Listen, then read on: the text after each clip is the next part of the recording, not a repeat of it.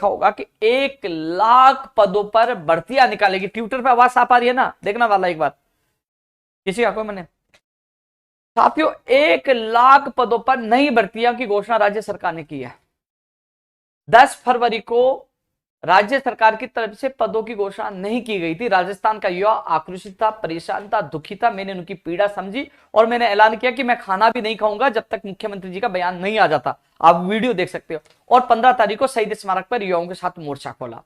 मैं तमाम योद्धाओं को धन्यवाद देना चाहूंगा जो 15 फरवरी को कर्मचारी वहां शहीद स्मारक पहुंचे और वहां वार्ता हुई और मैंने आप लोगों को बता दिया था जल्द घोषणा होगी और वो घोषणा हुई, हमारे संघर्ष की ऐतिहासिक जीत हुई।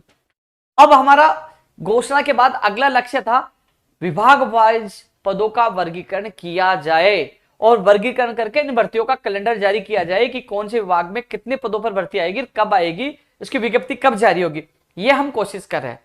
इसको लेकर कार्य विभाग के डीओपी सेक्रेटरी की अध्यक्षता में पहले मीटिंग हो चुकी है और 1 मार्च तक तमाम इस बात को गौर से सुनना, तमाम विभागों से भर्तियों के जो रिक्त पद हैं उनकी सूचना 1 मार्च तक डीओपी यानी कि कार्य विभाग ने मांगी है और वो 1 मार्च की तिथि आज समाप्त हो चुकी है और 3 तारीख को 4 बजे एक बार फिर तमाम विभागों के अधिकारियों के साथ 1 लाख जो बजट में नई भर्तियों की घोषणा की गई है उनकी पदों की सूचनाओं को लेकर मीटिंग है।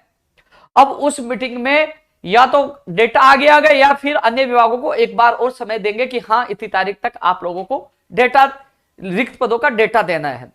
एक अच्छी बात है, ये सरकार ने एक पहल की है कि 1 लाख पदों का हम लोग विभाग में कौन कौन से विभाग में खाली है लेकिन उनका आंकड़ा पूरा कैसा करेंगे। तो उन्होंने ये यहां तक कह दिया कि जो 6 महीने 7 महीने बाद जो जिनका कार्यकाल पूरा हो, सेवानिवृत्त होने वाले हैं, रिटायर्ड होने वाले हैं, उनके पदों की भी गिनती करके हमें भेजें।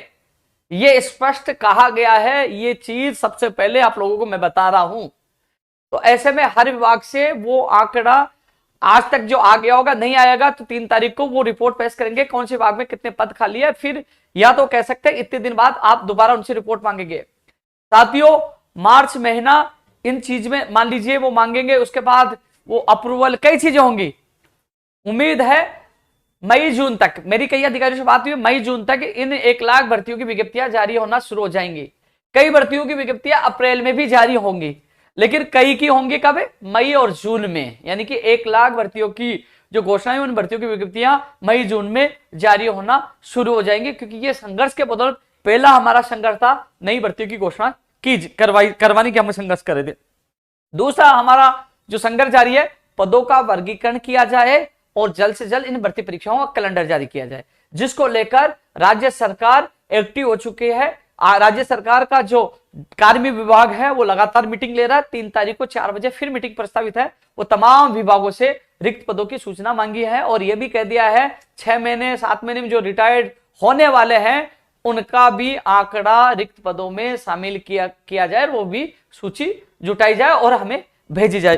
तो इसके अलावा एक अच्छी बात और है, जहां तक मैंने अधिकारियों से मैं मिलके आया हूं, बात की है 21,000 जो पदों की आपने एक लेटर देखा था शिक्षा विभाग के, वो 21,000 पद पिछले बजट की यानी कि 1 लाख से अलग हैं। मैं उनसे एक आया था कि कहीं आप 1 लाख का आंकड़ा पूरा करने के लिए 21,000 शिक्षा विभाग के इन पदों को जोड़ दे, तो उन्होंने कहा वो अलग से है।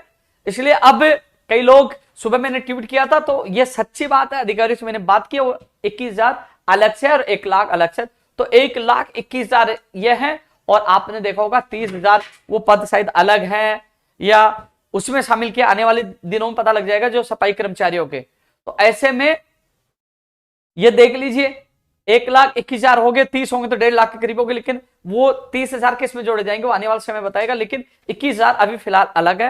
राज्य सरकार उसको 1 लाख में शामिल ना करे क्योंकि